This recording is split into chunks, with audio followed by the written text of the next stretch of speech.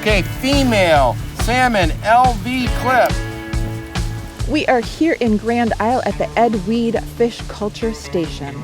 And she's hard, meaning She's not ready yet. It's early November and the salmon are running. That's right, we have salmon in Vermont. Landlocked Atlantic salmon. So today what we're doing is tending a return trap at the Ed Weed hatchery. The outflow of the hatchery here creates a little stream, and basically in the fall, salmon and brown trout and steelhead run up that river and they get trapped in a cage that we have here. 4597 female. Paige, a little small. Yeah, she's skinny. And salmon and many other species return to their natal home rivers using olfactory senses. When they return, they're kind of smelling the Ed Weed water quality that they were born and raised on. They can smell where they came from, if you will. And so they are returning back to Hatchery Brook.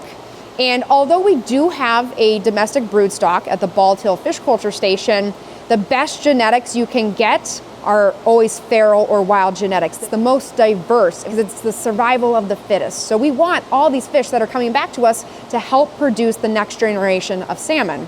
So the hatchery takes salmon as part of our egg take program. So they'll actually take the salmon, bring them to the hatchery, spawn them out, grow the fish back, and then stock them back into Lake Champlain in about a year and a half. So we have a holding tank that the fish come up into. Then we have a tank that we have a knockout, which basically knocks the fish out and allows us to process them easier, less stress on the fish. And then we take things like length and weight and evaluation for lamprey wounds. And we also look for fin clips. All the salmon that Ed Weed stocks have a fin clip on it. So this is a Lake Age 1 based on the clip, the fin clip, a left vent.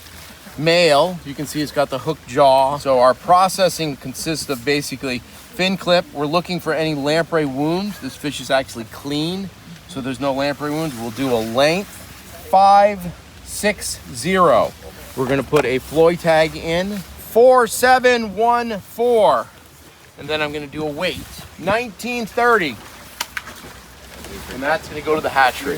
Yeah, that's a big one. So this one you may want, Paige. Yeah. Yes. And so once we've collected all of that data, we get to decide if that is a fish that is going to come back into our broodstock holding facility. 2 females. And we will sort those once or twice a week, determine who is ripe or ready to produce eggs and milts. We kind of just consider that the males are always ready. We'll fertilize them, and then we'll raise them here at the Ed Weed Fish Culture Station for about a year until they get stocked in the spring back into Lake Champlain. She's gonna really have much?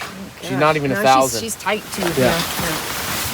Atlantic salmon are native to the lake. They go back to, there's a lot of historical records from 1700s of them running the rivers. We can have a little debate on whether they were actually sea run or landlocked. On the New York side, some of the rivers, the run was so heavy it would spook horses trying to cross. There was that many fish in the river. And then through the deforestation that we had in Vermont in the 1800s, that impacted the rivers. The fish spawned in the rivers, which impacted the salmon basically in the lake. They were really extirpated by the late 1800s, and then we've started a restoration program in the mid-70s through annual stocking and looking at ways to get the fishery back up. It would be rare if there was a wild salmon out there in Lake Champlain right now, but we are working towards, with the U.S. Fish and Wildlife Service, a domestic broodstock that might be thiamine deficient tolerant, which means they might be able to produce offspring that even if they don't have enough vitamin B1, they will still be able to survive out in Lake Champlain. And those are the types of restoration efforts that we are cooperatively working towards together, so that maybe one day we will have a self-sustaining salmon population in Lake Champlain. Lake Champlain does have a Lake Champlain Fisheries Cooperative, which is actually New York DEC, U.S. Fish and Wildlife Service, and Vermont Fish and Wildlife, and we work together. There's federal fish coming in from the Fish and Wildlife Service that get stocked in the lake. We work with New York. They have programs that stock fish. We set our stocking rates together. It's the 3 groups, and it's really a collaborative process. And this is the first year that Ed Weed has not raised lake trout in a very long time. Basically, they just don't need our help. They're doing it all on their own. And we'd love that to happen for every fish species. Rainbow trout, steelhead. Oh, Someone grab a pair of pliers, see if we can get this hook. That fish was actually, someone had caught it and probably broke off. There's the fly. Brown trout, it's a female brown trout. We're stocking Lake Champlain not only for a sport fishery, which a lot of people could argue is not just for sport. A lot of people find it meditative and helps their mental health. A lot of people find that it brings their family together. The fish is their food source. So there's a lot of different reasons that people fish. Which is basically a big economic importance. We have a lot of anglers using the lake. Those anglers come from out of state. They're renting hotels, dining out. It's gonna have a bee. That's another little lamprey wound. So this entire room is called the early rearing room. But these are our rainbow trout. This will be what the salmon look like in their early life stages. They'll hatch it's usually actually around Christmas. It's a great Christmas gift. These are actually brown trout. We're treating and reusing almost 95% of the water in this system. Eggs that we will be collecting in November of 2025 will go out in March, April of 2027. We'll see if they want to eat.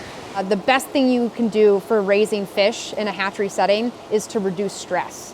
So any way we can reduce stress, whether it's providing a hiding place or having good quality water, we're always looking to provide a stress-free environment so that they can grow big and fat for the anglers to catch. We know when we go to stock them in the March, April range that they are going to be 7-inch smolts, and we put about 160,000 of the landlocked Atlantic salmon into Lake Champlain each spring. We actually had a female, we named her Bertha here, Big Bertha here at the hatchery, but she came back with the same Floyd tag 3 years in a row. So she's actually provided 3 years worth of genetics towards the progeny that got stocked back into Lake Champlain.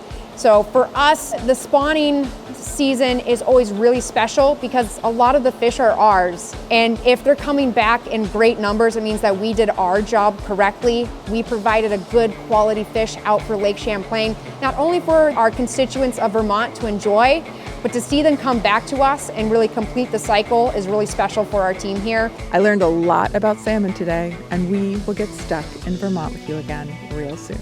If I say Bertha, the staff know who I'm talking about and be like, oh, Big Bertha made it back. Because by the third year, I mean, she was a hefty lady. What's that? You didn't find Bertha this morning. You would tell me. I would tell you if I found Bertha. I think Christmas we would all, everyone would stop. We would throw a massive party.